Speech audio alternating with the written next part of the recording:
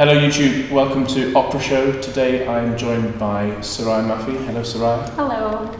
We're just going to talk a bit about how Soraya got into opera, what she'd recommend you went to go and see, and then we're going to do some other videos which we'll share with you too. So Soraya, what's your first memory of opera? When did you first get into music and opera? Well, I always loved listening to musical theatre. We'd play cassettes in the car if we were going on a little drive with the family and all sing along. And my mum had intermittently put in some Pavarotti and we'd be like, oh God, who's this guy wailing away? But then one day she played some Maria Callas and we were like, oh, I can sing along to this. And it was Sempre Libera from La Traviata. And I loved kind of doing all the runs and all the dramatic bits of it. And I thought, oh, this is exciting. I think I just enjoyed using my voice. And then I went to high school with a wonderful music department and really enjoyed singing the choir and got exposed to classical music through that. But I distinctly remember hearing Kiri Takanoa sing Summertime. It was broadcast on television. I think it was like a Proms in the Park event, I'm not quite sure. And I just thought, oh my gosh, that's amazing. Like, that voice is amazing and I want to be doing what she's doing. And then I was taken through my school to the Opera North production of The Cunning Little Vixen, and that was my first proper opera, and I just loved that it was like kind of animals that come to life, and it was a strong female character, and I felt I related to her, and I thought I could do that. So it was all about me doing it, really, I suppose. Yeah, that's what got me into it, and then my love for opera developed through my singing it. Yeah. So then, it's all about you when you're a teenager and you go and see these roles you could do.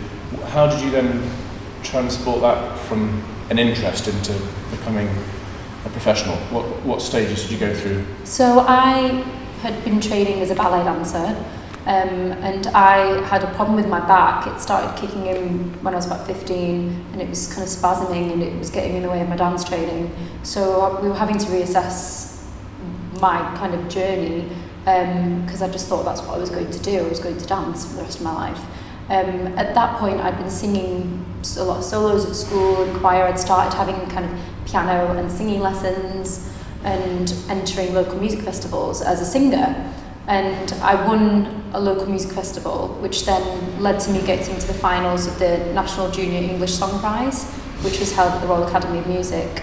And I went on and won that on my anniversary, which had to be spent on singing lessons. So my mother rung up the Royal Northern College of Music. She'd heard about it, and I think we'd maybe been to a concert there once. And she said, my daughter's won this award, and they said, bring her in, let's hear her sing. And they said, we know exactly what teacher she should go to. And they introduced me to the wonderful Sandra Dugdale at the Royal Northern College of Music. And she basically just told me, you're going to be a singer, you're going to spend 2 years here at the junior school, you're going to apply to do your undergraduate here, and laid out the path for me, and I just said yes.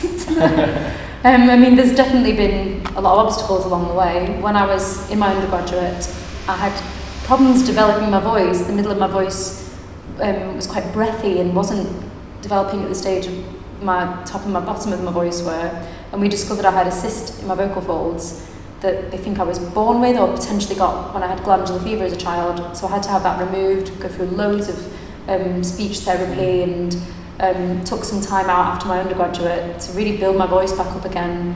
And then once I felt I was back on form, I auditioned down in London and studied at the Royal College of Music, Johnny Kelly. Great. And now I'm here. So we're here at ENO today, and you're a young artist. Yes. You're a Harewood artist. Mm-hmm. So obviously you've been working at English National Opera and elsewhere. So how was the transition from being a student to being a professional? How did that happen? It was very sudden for me. When I joined the Royal College as a master's student, I took part in a music theatre piece that was devised by the pianist Ian Burnside. And I actually played a vocal professor, like in teaching a song class in a conservatoire. And we did bits of singing of Britain's Les Illuminations. And so I did some singing, a lot of acting was involved and some dance. And Wasfi Carney from Grange Park Opera came to a performance, and their Constance in the production of Carmelites was unwell and unable to take up the contract that summer, and she saw me and got in touch and said, I want to hear you sing Constance in 3 days' time, bring me the first scene and the final scene. So I manically learned it and sang it to her, and she booked me, and that was it. I got my first role in my first year at the Royal College, and I went on to work with her again the next summer. And straight from that, I went to work at the Châtelet in Paris, so working here at ENO, covering and doing my first role here, Welsh National Opera. It all happened very suddenly and kind of off the back of that first contract of Carmelites at Grange Park. So it was a bit of a baptism of fire, and sometimes I feel I'm still very much learning on the job, but I think most singers do.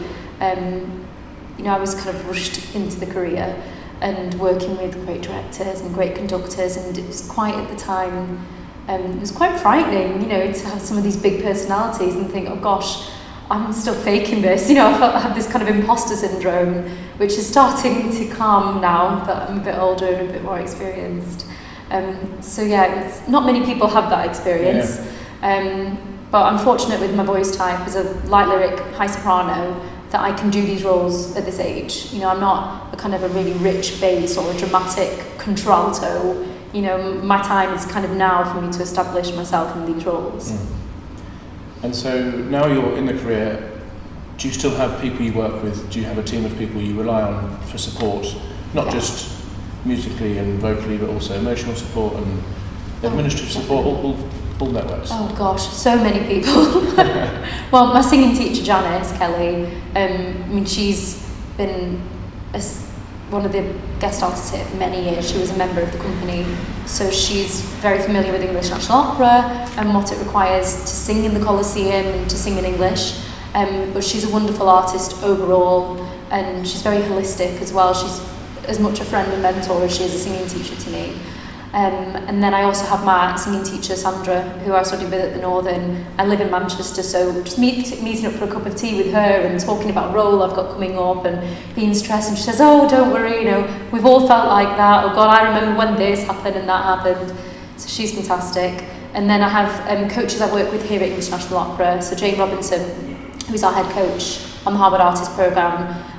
She's a great touch base, just for bringing rep to, and also for discussing, you know, do you think this role's right for me, and how did that stage and orchestra go? You know, I feel a bit underconfident, or, you know, do I look like I know what I'm doing? Because sometimes I don't feel like I do. So she gives a lot of confidence and a lot of great advice. And we have a wonderful lady called Jackie Branson Tom, who does performance psychology with us. So she'll work on things like, you know, if you're nervous about a certain role, or if you're going through a really stressful period, maybe of learning a lot of music or travelling a lot, and she gives you kind of little techniques to keep you going through those periods, things that you don't really think about when you're a student.